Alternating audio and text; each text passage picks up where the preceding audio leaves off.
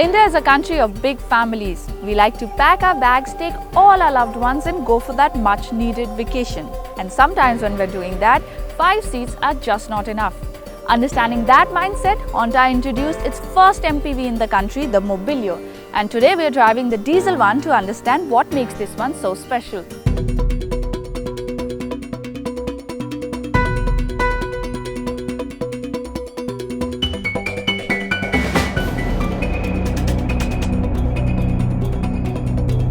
Mobilio was first launched in 2014 and has since given tough competition to the Maruti Suzuki Ertiga. Reason being, the Mobilio is more spacious and feels like a much more premium car. Mobilio, Honda's first MPV offering in the country. And Honda has got almost all things right with this one, especially when you talk of the design. Though it does remind you a lot of the Brio, yet it manages to build its own character. The front looks somewhat like the Brio, but the grille here is more chunkier. And the lower bumper end has minor design tweaks too. The fog lamp casing at the lower end is neat and flows well with the design. Sadly, even the top variant of the Mobilio does not get projector headlamps or even LEDs. The side profile has a very distinct shoulder line which flows beautifully with the design. The windows are big and even the third row window is large enough for the passenger to feel comfortable and not claustrophobic. The alloy design is good and it is one of the best in the segment. Moving to the rear, the top variant gets a rear wiper. Honda has placed the badging neatly at both ends.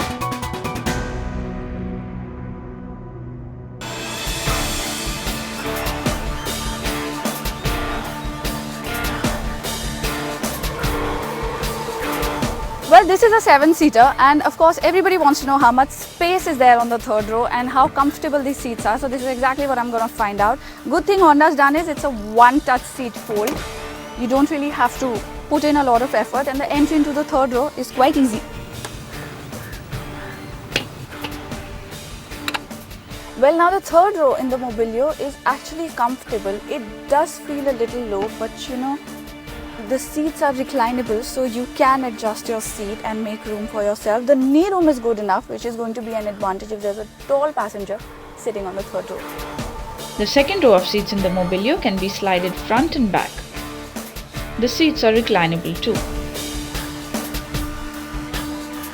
And now coming to the front row of seats.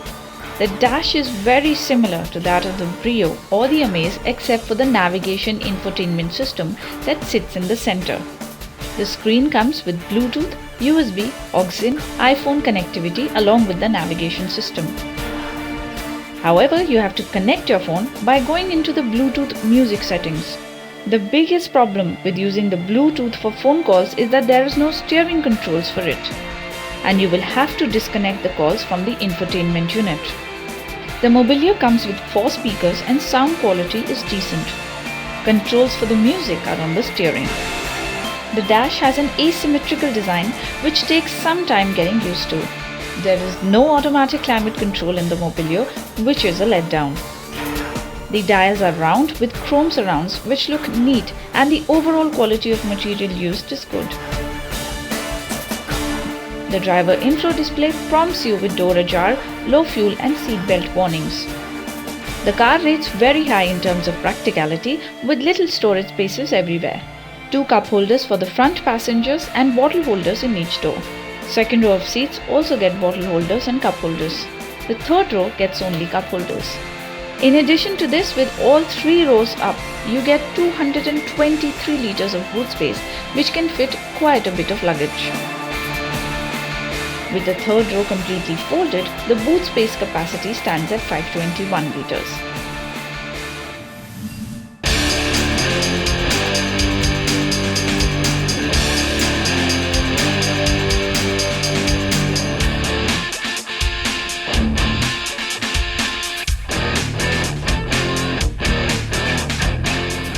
The Mobilio has 2 engine options, the 1.5 litre super smooth petrol unit and the 1.5 litre super efficient diesel.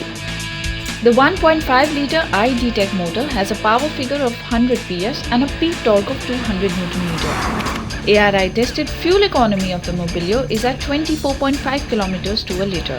However, the E, S, V and V option versions have a tested economy of 24.2 km to a litre. Even though the Mobilio is a 7-seater and it is heavier than the Amaze and the City, but the good part about it is that it is very drivable. In fact, it behaves like a very mature sedan. It doesn't give you that impression that you're driving a longer 7-seater vehicle. It cuts in corners easy. The steering response is very positive, and like a typical Honda, it doesn't let you down. It doesn't let you feel underconfident in any kinds of road conditions or at any speeds.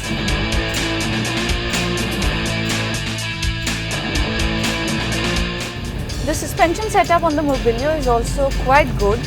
You do not feel many bumps and potholes or irregularities of the road into the cabin. Even in the second row, the journey will not be very bad. Very little is felt in the cabin. The third row, however, experiences a lot of vertical movement. So yes, third row passengers might feel a little discomfort. Now, since Mobilio is a third car with the same iD-Tech motor, Honda has taken the feedback from customers and has worked on it in the Mobilio, especially when it comes to insulation in the cabin. This motor in the Mobilio seems much quieter and there's very little cabin noise compared to the Amaze or even the City.